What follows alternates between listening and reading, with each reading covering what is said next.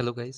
सो आज के वीडियो में हम लोगों को एक लास्ट प्रॉब्लम देखना है रिगार्डिंग प्रोजेक्शन ऑफ प्लेन्स। और ये जो प्रॉब्लम्स है ये कम्प्लीटली अलग है जो प्रॉब्लम्स हमने अभी तक किए हैं उन सब से।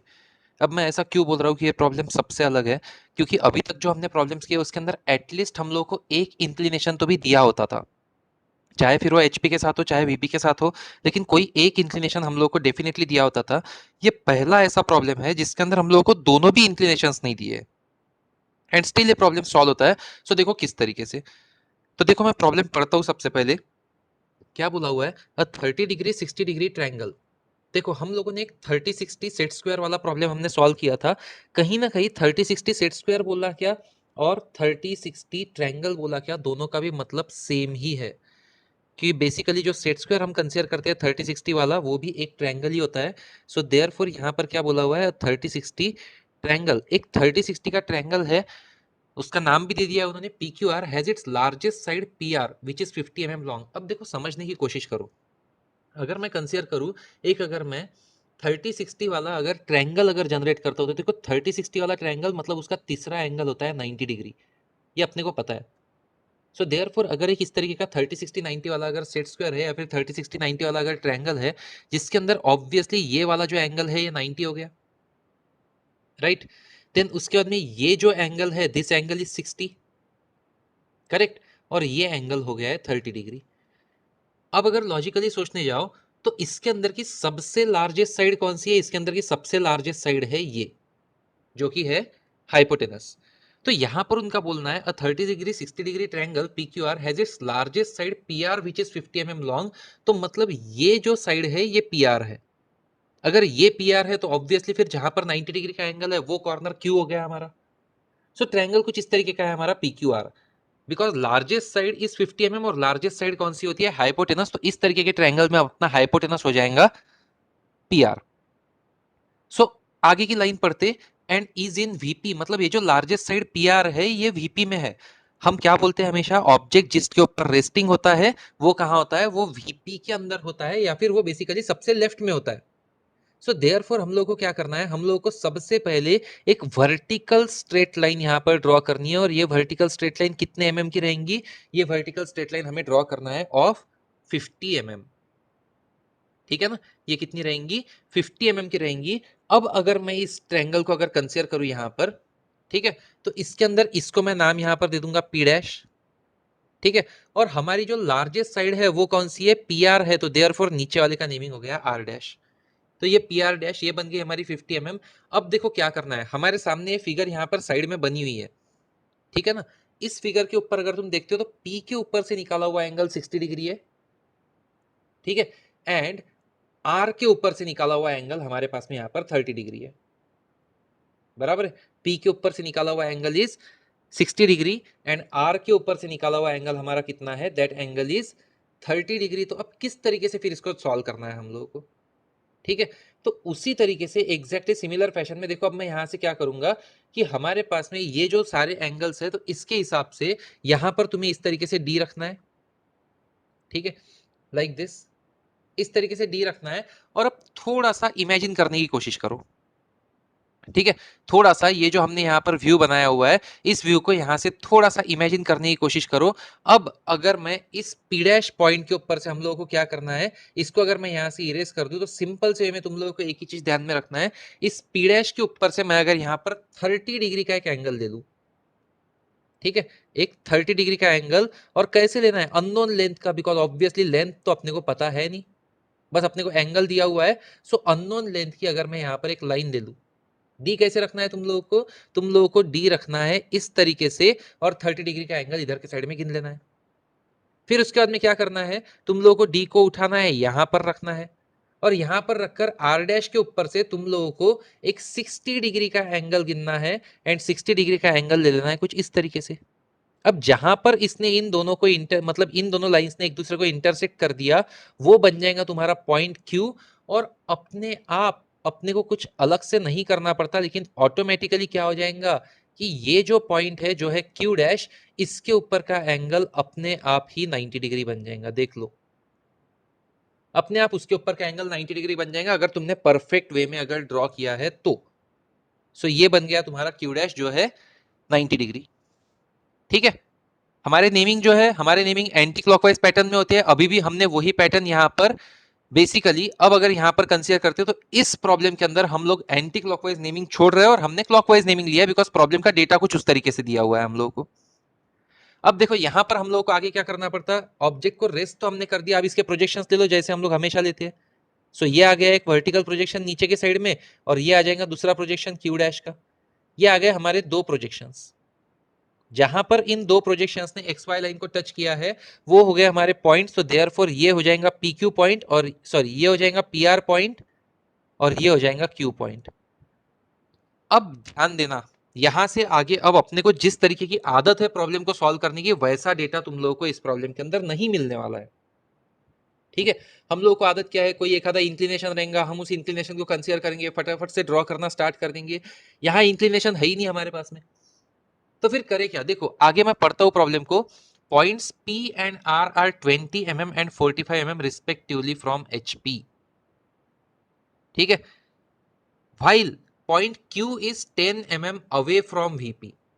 अब समझने की कोशिश करो, देखो थोड़ा सा याद करो, थोड़ा सा जो मैंने पढ़ा है वो समझने की कोशिश करो कि हम जब सेकेंड व्यू में जब जाते हैं तो मैं हमेशा बोलता हूं कि ये जो लेफ्ट साइड का जो पॉइंट होता है इसको हम लोग यहीं पर रखते हैं। सो दैट मींस ये जो पी आर जो पॉइंट है ये यहीं पर रहेगा नीचे एक्स वाई के ऊपर। सो ये पी आर यहीं आ गया। और अब उनका क्या बोलना है कि ये जो क्यू जो पॉइंट है ये वीपी से 10 mm के डिस्टेंस पर है। अगर क्यू पॉइंट अगर वीपी से 10 mm के डिस्टेंस पर है तो ये अवे का जो डिस्टेंस है 10 mm अवे ये एचपी में दिखेगा बिकॉज वीपी के साथ का सब कुछ एचपी में दिखता है और एचपी के साथ का सब कुछ वीपी में दिखता है। लेकिन फिर अभी ड्रॉ किस तरीके से करें, तो देखो तुम लोगों को क्या करना है, ये जो एक्स वाई लाइन है इससे 10 mm के डिस्टेंस पर एक हॉरिजॉन्टल लाइन ड्रॉ करो, 10 mm के डिस्टेंस पर। ठीक है ना, 10 mm के डिस्टेंस पर एक फेंट में यहां से एक हॉरिजॉन्टल लाइन ड्रॉ करो। और अब तुम्हें क्या करना है, अब इतना डिस्टेंस गिनो, इतना डिस्टेंस चॉप में गिनो और इतना डिस्टेंस चॉप में गिनकर इस पीआर पर से इसके ऊपर आर्क मार दो लाइक दिस। जहां पर इसने इंटरसेक्ट किया है नीचे वाले लाइन को वहां तक की लाइन ड्रॉ कर लो। और ये जो लाइन तुमने यहां पर ड्रॉ की हुई है ये लाइन काय की बन रही है, this line becomes your incline line और इसको नाम देना है आर। फिर से एक्सप्लेन कर रहा हूं क्या करना है, तो एक्स वाई लाइन से 10 mm का डिस्टेंस लेना है तुम लोगों को। कितना डिस्टेंस लेना है, एक्स वाई लाइन से 10 mm का डिस्टेंस नीचे के साइड में। अब ये डिस्टेंस मैं 10 mm ही क्यों ले रहा हूं, बिकॉज वीपी के साथ में का पॉइंट क्यू का डिस्टेंस 10 mm अपने को दिया गया है और वीपी के साथ का डिस्टेंस कहां दिखता है, वीपी के साथ का डिस्टेंस एचपी में दिखता है। सो ऑब्वियसली एचपी में 10 mm का डिस्टेंस दिखेगा। फिर अब हम लोगों को क्या करना है, जैसे ही हमने 10 mm का डिस्टेंस लिया तो अब एक्चुअल हमारी जो लाइन थी जो कि ये इतनी थी, ये लाइन इतना डिस्टेंस गिनो। पीआर पॉइंट हमारा ऑलरेडी मार्क्ड है, क्यू के लिए आर्क मार दो। जैसे ही तुमने क्यू के लिए सॉरी हाँ यस यहां पर क्यू पॉइंट चाहिए, जैसे ही तुमने क्यू के लिए आर्क मारा तो ये क्यू पॉइंट यहां पर मार्क हो जाएगा। अब इसके बाद में क्या करना है, इसके बाद में हमारा देखो सेकंड कंडीशन के लिए हमारा इंक्लिनेशन तो हो चुका है। अब क्या करना है, प्रोजेक्शन ऊपर लेकर जाओ। अगर प्रॉब्लम समझ में आ जाता है तो बहुत सिंपल है ड्रॉ करने के लिए, लेकिन इस प्रॉब्लम को इंटरप्रेट करना ही डिफिकल्ट काम है, समझना ही थोड़ा सा डिफिकल्ट काम है, बाकी प्रॉब्लम में कुछ भी नहीं है। सो ये आ रहा है प्रोजेक्शन ऊपर के साइड में, ड्रॉ करना बहुत सिंपल है इसको। ये आ गए हमारे दो प्रोजेक्शंस और इधर के साइड से ये आएंगे तीन प्रोजेक्शंस। ये आया first, this is second Q का, और ये आ रहा है आर का। जैसे ही तुमने प्रोजेक्शंस ले लिया तो अब पॉइंट्स को मार्क करना है, पी का वर्टिकल पी डैश का हॉरिजॉन्टल, जहां इंटरसेक्ट होता है वो हो रहा है पी डैश। क्यू का वर्टिकल क्यू डैश का हॉरिजॉन्टल, जहां इंटरसेक्ट हो रहा है वो हो गया Q dash. And finally R का वर्टिकल आर डैश का हॉरिजॉन्टल, जहां इंटरसेक्ट हो रहा है वो हो रहा है आर डैश। सो देयरफॉर ये जो हमने पॉइंट्स यहां पर मार्क किए इनको ज्वाइन कर दो जैसे वो एक्चुअल फिगर में ज्वाइंट है। सो तुम्हारा जो शेप है वो कुछ इस तरीके का बनेगा यहां पर, करेक्ट है, ये बन गया तुम्हारा शेप यहां। तो देयरफॉर सेकंड व्यू भी हमारा हो चुका है। अब देखो अब थर्ड व्यू के लिए देखो क्या बोला हुआ है इन्होंने, points P and R 20 mm and 45 mm respectively from HP. HP के साथ का डिस्टेंस कहां दिखता है, वीपी में दिखता है। तो अब तुम लोगों को क्या करना है, तुम लोगों को सबसे पहले यहां पर एक चीज करना है, किन दो पॉइंट्स का डिस्टेंस अपने को दिया हुआ है, point P and point R 20 mm and 45 mm respectively from HP. तो कुछ भी नहीं करना, एकदम सिंपल मेथड है। सबसे पहले एचपी के साथ का डिस्टेंस वीपी में दिखने वाला है, सो वीपी में 20 mm के डिस्टेंस पर एक लाइन मार्क कर दो, हॉरिजॉन्टल लाइन 20 mm के डिस्टेंस पर, ठीक है, फेंट में। ये लाइन कितनी है? This line is of 20 mm, ये लाइन है तुम्हारी 20 mm की। और फिर उसके बाद में क्या करना है, एक्स वाई से ही 45 mm के डिस्टेंस पर एक दूसरी हॉरिजॉन्टल लाइन मार्क कर दो। एक्स वाई से ही 45 mm के डिस्टेंस के ऊपर ये दूसरी एक और हॉरिजॉन्टल लाइन में यहां पर मार्क करता हूं। ये आ गई दूसरी एक और हॉरिजॉन्टल लाइन। इसका डिस्टेंस कितना है?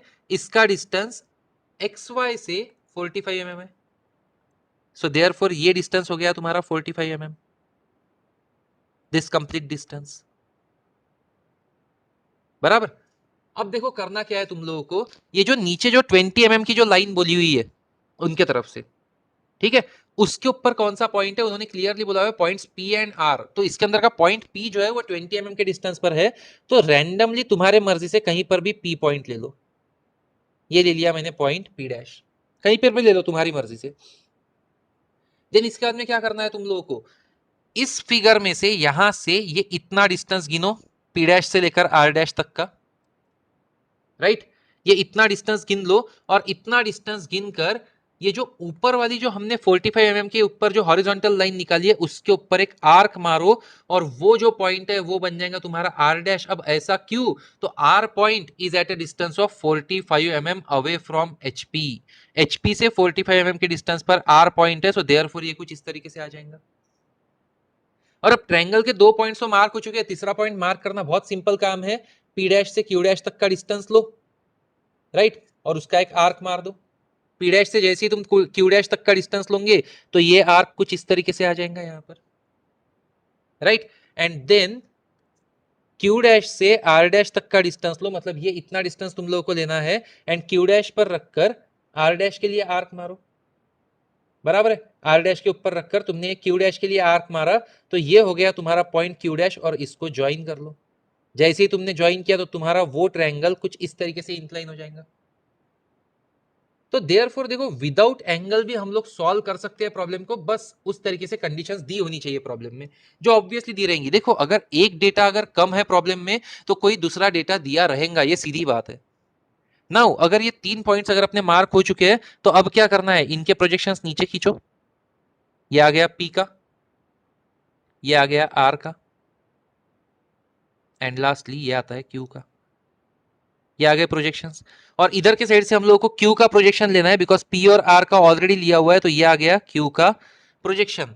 जहां पर पॉइंट्स एक दूसरे को इंटरसेक्ट कर रहे हैं वो हो जाएंगे हमारे पॉइंट्स, तो देयरफॉर ये हो गया पी, ठीक है, ये हो गया आर, एंड लास्टली ये हो गया क्यू। और अब बस इनको ज्वाइन करना है, पी को क्यू के साथ ज्वाइन कर दो, क्यू को आर के साथ ज्वाइन कर दो, एंड पी आर के साथ में ऑलरेडी ज्वाइंट है। नाउ ऊपर वाला जो है वो है फ्रंट व्यू,